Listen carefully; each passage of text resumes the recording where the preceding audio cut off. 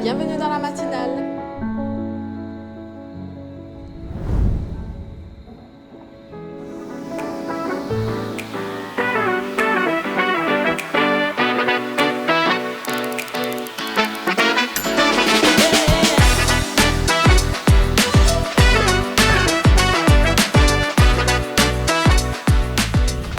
Le titre de la matinale ce matin, c'est « Décider, je m'ajuste ». Oui, c'est le même titre que la semaine dernière parce que c'est la deuxième partie.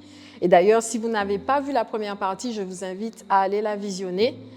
Et ceux qui l'ont déjà vue, eh bien, rentrons dans le vif du sujet. Je vous rappelle que les deux passages qui nous ont intéressés étaient Matthieu 23, 13 à 36 et Luc 11, 37 à 53. Donc c'est Jésus qui est encore en train de s'adresser aux pharisiens et de dénoncer leur attitude religieuse. Nous étions donc à Matthieu et nous allons maintenant lire le verset 23. « Malheur à vous, scribes et pharisiens hypocrites, parce que vous payez la dîme de la menthe, de l'ânette, du cumin, et vous laissez de côté les charges les plus lourdes de la loi, le jugement, la miséricorde et la fidélité. » Les pharisiens s'appliquaient à donner la dîme, mais il y avait toute une partie de la loi qu'ils mettaient de côté. Les choses qui leur demandaient, on va dire, davantage d'efforts. Ils avaient par exemple beaucoup de mal à faire preuve de miséricorde. Ils étaient rigides, ils étaient intransigeants, ils faisaient de l'excès de zèle. Et malheureusement, je trouve qu'il nous arrive parfois d'être intransigeants, rigides et extrêmement légalistes dans nos propos, dans notre façon de traiter certaines situations sans tenir compte finalement des personnes. C'est pourquoi Jésus a fini sa phrase en leur disant « Voilà les choses qu'il fallait faire et à ne pas laisser de côté les autres.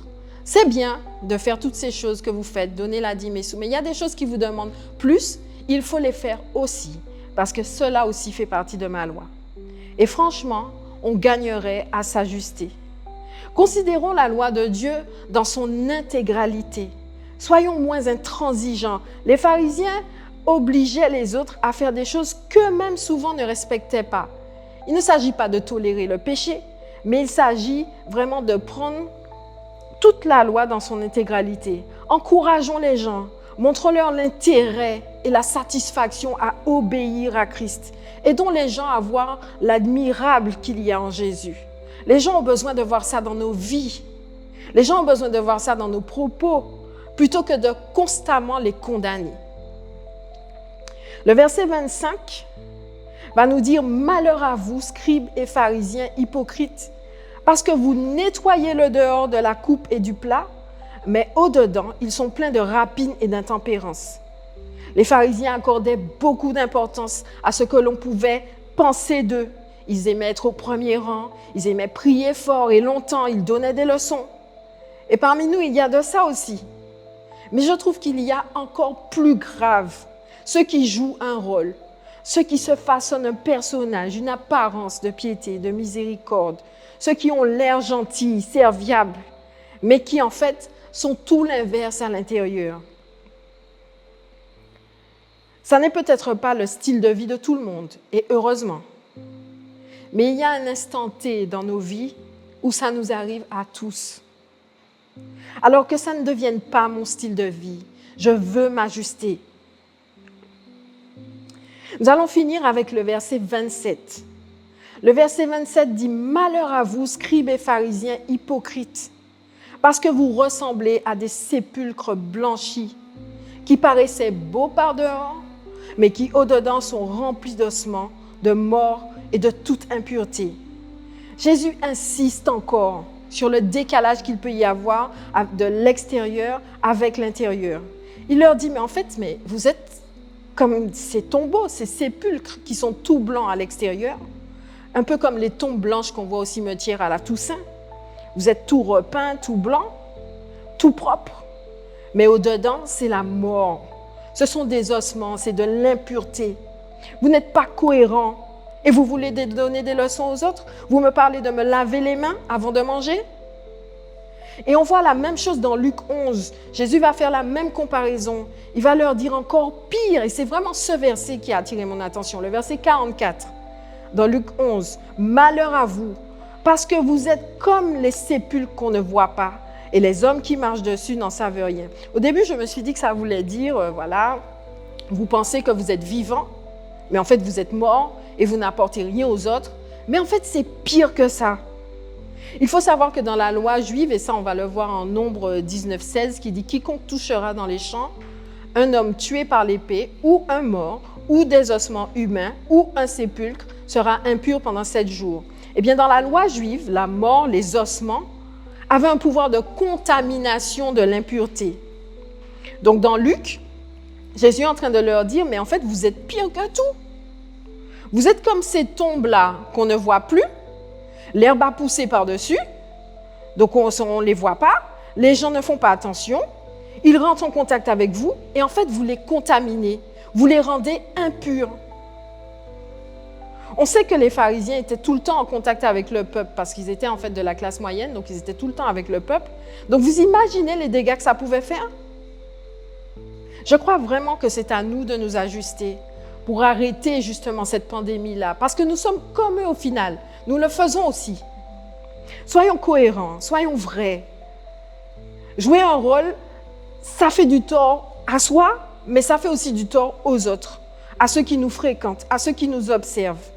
Soit ils deviennent plus mauvais, soit ils sont terriblement déçus et ils remettent tout en cause. Alors, en conclusion, je veux vous dire, et je vous invite vraiment à continuer à décortiquer ces passages. Je sais que le Saint-Esprit va faire son travail dans le cœur de chacun. Que chacun prenne ses responsabilités. Le sacrifice de Jésus a-t-il servi à quelque chose dans ma vie? Oui, il a servi à quelque chose. Je ne suis pas là pour cracher sur les chrétiens. Mais puisque nous sommes les ambassadeurs de Christ, ajustons-nous, corrigeons-nous. Moi, c'est décidé, je veux m'ajuster. Ajustons-nous à la méthode de Jésus sans attendre. Sans attendre. Aujourd'hui, ajustons-nous. Prions.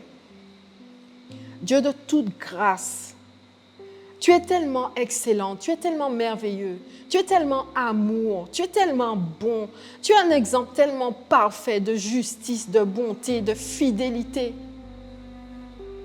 Et quelquefois, nous sommes tellement loin de l'exemple que tu nous laisses. Mais puisqu'aujourd'hui, nous le reconnaissons, nous voulons nous ajuster, nous voulons être meilleurs, nous voulons faire mieux. Saint-Esprit du Dieu vivant, parle à nos cœurs. Parle à nos cœurs, que nous soyons mal à l'aise avec ça et que nous ayons vraiment ce désir de changer et de te laisser travailler dans nos cœurs pour être meilleurs. Nous refusons de faire le travail contraire du royaume, mais au contraire, nous voulons être de véritables ambassadeurs de Christ. Agis en nous, montre-nous et que nous ne fassions pas la sourde oreille, mais que nous puissions nous humilier, nous repentir devant toi et agir pour ton royaume. Au nom de Jésus-Christ, je te le demande, et pour ta seule gloire. Amen. C'est un encouragement que je vous donne aujourd'hui et prenez-le en considération. Jésus revient bientôt, prenez-le en considération. Je vous bénis tous. Je vous dis à la semaine prochaine pour une autre matinale. Que l'Esprit de Dieu travaille encore en nous. Et comme d'habitude, si vous n'êtes pas abonné, abonnez-vous. Si vous avez aimé la vidéo, n'oubliez pas de la liker, de la partager si elle vous a fait du bien. Et prenons au sérieux les choses de Dieu. Soyez tous bénis. Je vous aime.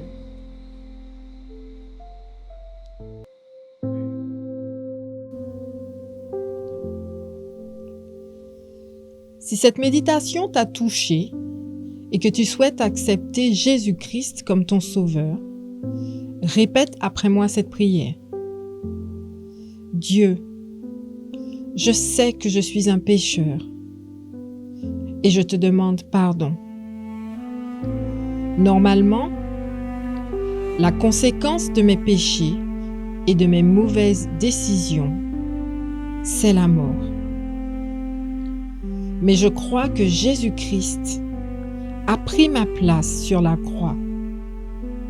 Il est mort et ressuscité pour le pardon de tous mes péchés. Aujourd'hui, j'accepte Jésus comme le Sauveur et le Seigneur de ma vie.